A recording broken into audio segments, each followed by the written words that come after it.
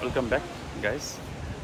আসলে আপনাদেরকে দেখানোর জন্য যেটা বলছিলাম যে প্যারাডাইস বিচ আসার পরে যেটা এক্সপেকটেশন করছিলাম যে আপনাদেরকে দেখাবো অনেক সুন্দর বা অনেক কিছু, এটা হচ্ছে প্যারাডাইস বিচের সুইমিং পুলের যে এরিয়াটা, এটা হচ্ছে সুইমিং পুলের এরিয়াটা।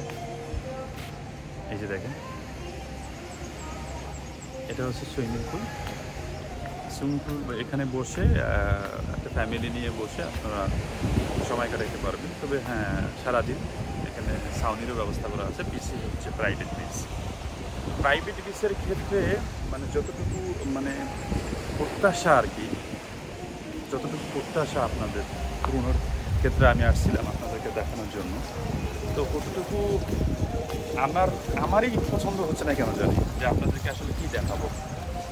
বিচ একটা বিচ ক্লাব, বিচ এরিয়ার ভিতরে যতটুকু ডেকোরেশন, যতটা উন্নত করে ডেকোরেশন করা উচিত ছিল, আমার প্রত্যাশায় ততটুকু না। তবে এখানকার বাজেট কেন এত যাতা অবস্থা করে তুলছে জায়গাটা, এত সুন্দর একটা প্লেস পাওয়ার পরে এখানে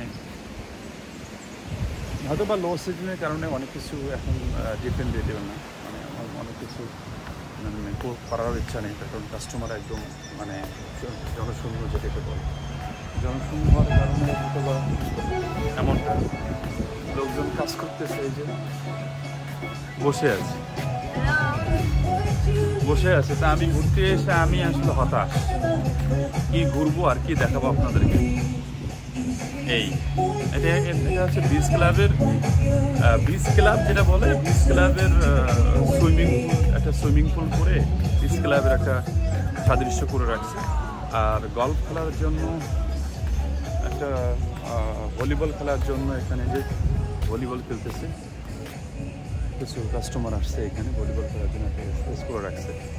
আর পাশেই হচ্ছে এই যে যেটা বললাম যে সমুদ্রের উপরে, এই যে আমার পেছনে দেখতেই পাচ্ছেন আমাদের সমুদ্র, এটা হচ্ছে সুইমিং পুল। সুইমিং পুল থেকে আপনারা সমুদ্র উপভোগ করতে পারবেন।